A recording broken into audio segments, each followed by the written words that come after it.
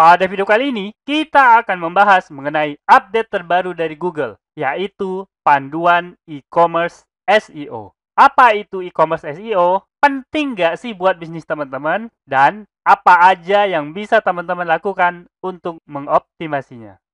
Penasaran? Yuk, simak video ini sampai selesai.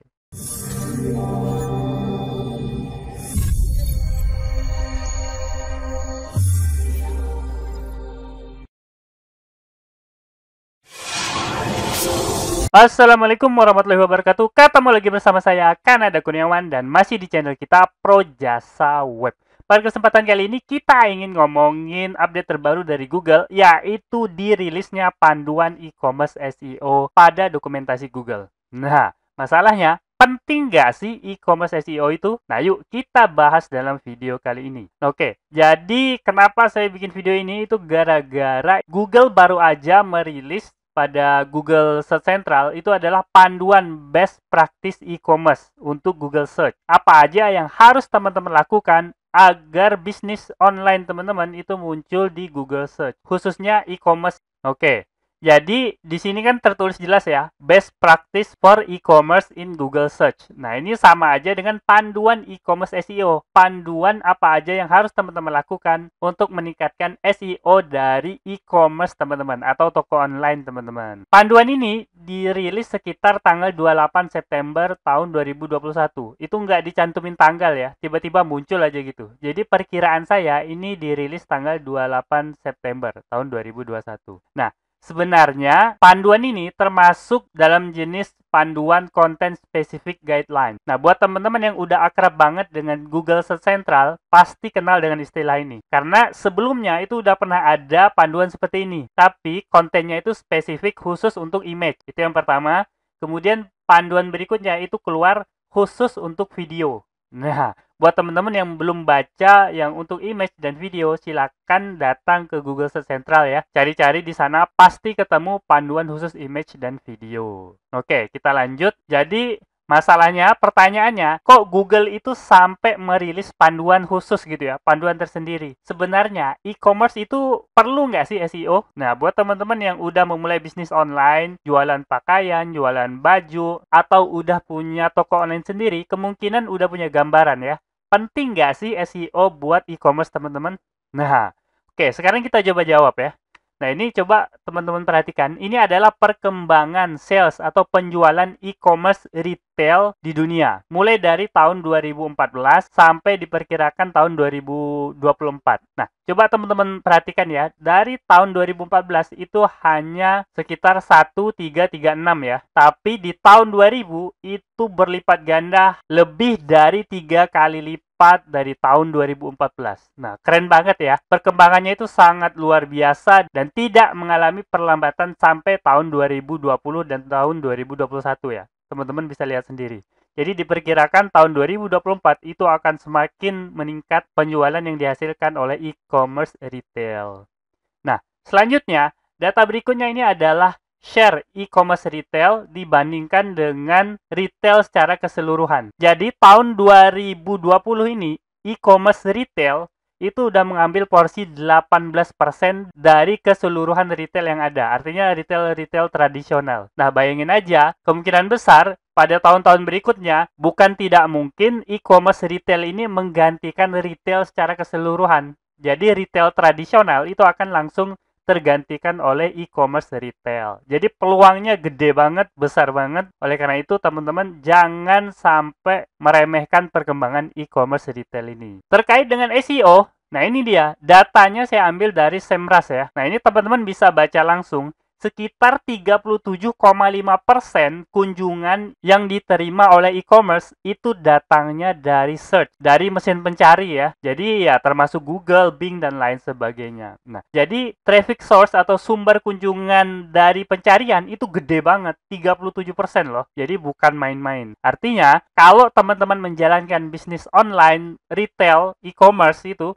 jadi teman-teman harus memperhatikan SEO-nya. Karena kalau teman-teman nggak memperhatikan SEO, maka kemungkinan besar teman-teman sudah kehilangan 37,5% dari peluang kunjungan website teman-teman. Oke, itu fakta yang lumayan mengejutkan ya. Nah, selanjutnya ini fakta yang saya dapat dari Databox. Nah, Databox itu mengungkapkan data bahwa, jadi ditanya gitu ya, dari sekian banyak marketer ditanya, channel mana yang paling efektif mendatangkan penjualan pada bisnis Anda? Nah, jawabannya apa? Ternyata yang paling banyak mendatangkan penjualan itu justru SEO ketimbang PPC. Buat teman-teman yang belum tahu PPC itu adalah kependekan dari pay per click. Artinya, teman-teman beriklan seperti di Facebook, di Instagram, di Google Ads. Nah, itu kan pay per click ya.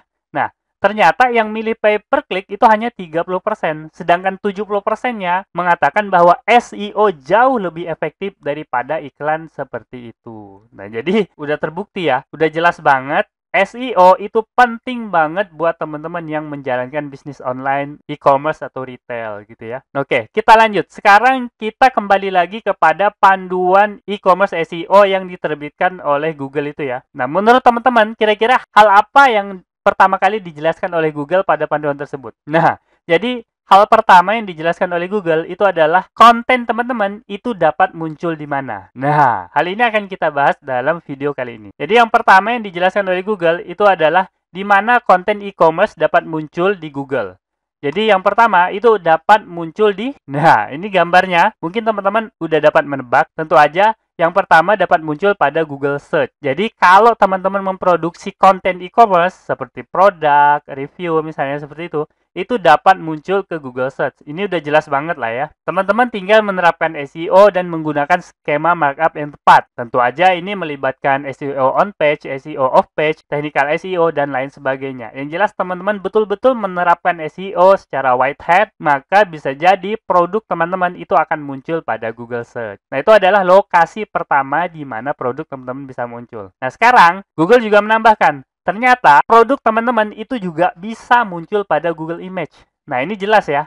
Ini saya coba pada HP saya sendiri. Saya coba pakai mode tanpa login. Jadi teman-teman bisa lihat kalau teman-teman ketik baju muslim, maka yang muncul itu adalah produk langsung pada bagian image-nya.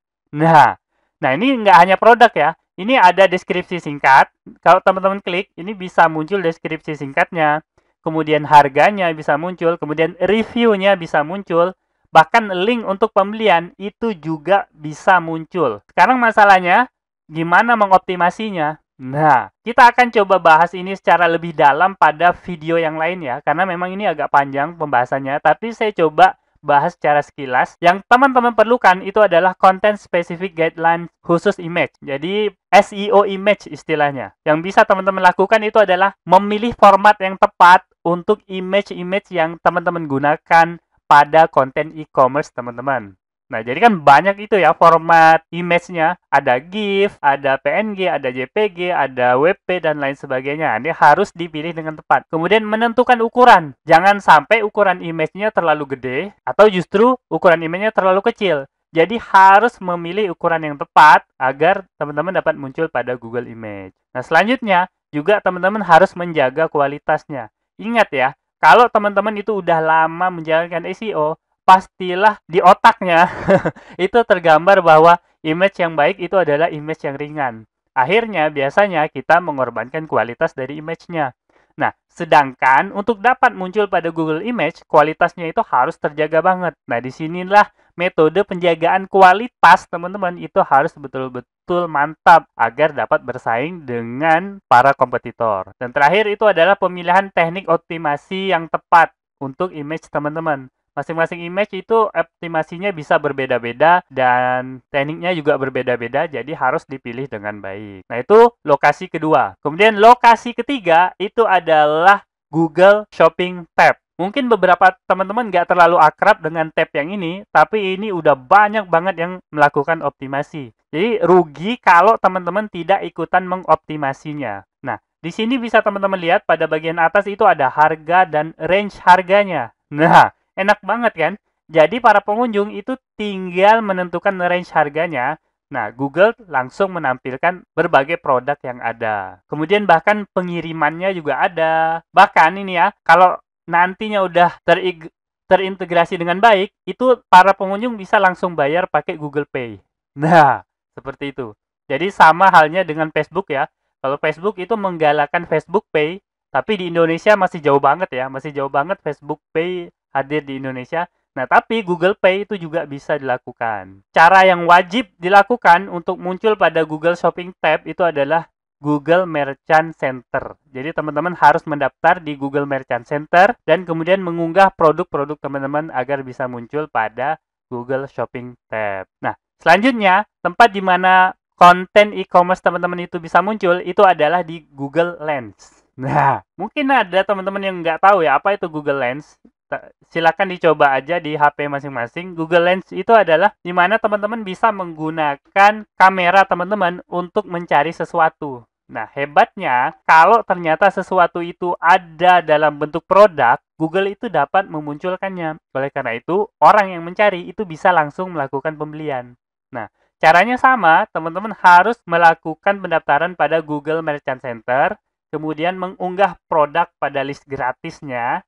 Nah, jangan sampai udah mendaftar, nggak unggah produk. Itu sama aja gitu ya. Nggak ada datanya di Google gitu ya. Kemudian, teman-teman juga wajib menerapkan SEO for image. Jadi, image-nya juga perlu dilakukan SEO ya. Jangan sampai image-nya di-upload gede-gede banget atau kecil-kecil banget. Nah, jadi udah banyak banget ya tempat di mana produk teman-teman bisa tampil. Yang selanjutnya itu adalah Google Buying Business. Ini jelas banget. Teman-teman juga harus daftar Google My Business, kemudian daftar Google Merchant. Nah, hebatnya lagi pada Google My Business ini, teman-teman bisa langsung menampilkan produk. Jadi bisa dilakukan pembelian. Nah, itu enaknya ya. Dan terakhir, lokasi di mana teman-teman bisa memunculkan produk teman-teman itu adalah di Google Map. Nah, ingat ya, ini bukan lokasi bisnisnya, tapi produknya. Nah, produknya itu bisa muncul di Google Map. Nah, syaratnya apa? Syaratnya tentu aja teman-teman mendaftarkan produk teman-teman pada Google Merchant Center. Oke, itu ya. Nah, jadi ada banyak sekali lokasi di mana produk teman-teman bisa muncul pada Google. Nah, disitulah menyebabkan teman-teman itu wajib menjalankan e-commerce for SEO. Nah, untuk lebih detailnya, ini akan saya bahas pada video terpisah ya. Karena memang ada banyak sekali teknik optimasi yang bisa teman-teman terapkan untuk e-commerce SEO. Tapi untuk video kali ini, kita cukupkan sampai di sini saja. Nah, kita sampai kepada simpulan. Nah, simpulannya singkat aja ya. Jadi, simpulannya itu adalah, mulailah untuk melakukan optimasi e-commerce SEO dari sekarang. Jangan ditunda-tunda, karena semakin Anda menunda melakukan optimasi e-commerce SEO, maka semakin Anda tertinggal dari kompetitor Anda. Nah, oke, mungkin itu aja yang bisa saya sampaikan pada video kali ini. Semoga aja video ini dapat bermanfaat buat teman-teman. Dan saya akhiri. Assalamualaikum warahmatullahi wabarakatuh. Oke, seperti biasa, jika ada yang salah dari apa yang saya sampaikan, tolong teman-teman ingatin ya. Jangan sampai nggak diingatin, supaya saya dapat melakukan perbaikan pada channel ini dan pada diri saya sendiri. Dan jika ada pendapat yang berbeda, teman-teman bisa masukin ke kolom komentar, supaya kita bisa berdiskusi. Jika ada masukan, teman-teman jangan sungkan untuk menyampaikannya, karena saya sangat terbuka dengan segala macam masukan. Dan jika teman-teman memiliki usulan pembahasan, cantumkan juga di kolom komentar, supaya semua usulan teman-teman dapat saya wujudkan dalam bentuk video. Buat yang belum tahu, video ini adalah bagian dari program Akademi Projasa Web, tempat di mana teman-teman bisa belajar digital marketing secara gratis. Caranya mudah, cukup kunjungi projasaweb.com/academy. Ada ratusan artikel dan video yang dapat teman-teman pelajari. Jika ada pertanyaan mengenai materi, teman-teman tinggal hubungi saya melalui email info@projasaweb.com. Gratis tanpa biaya apapun. Harapannya dengan program ini semakin banyak orang yang memahami digital marketing. Saya percaya jika semakin banyak orang yang paham digital marketing, maka ekonomi kita juga akan semakin baik. Yuk dukung program ini dengan cara subscribe dan share video ini, serta mengunjungi Projasa Web Academy.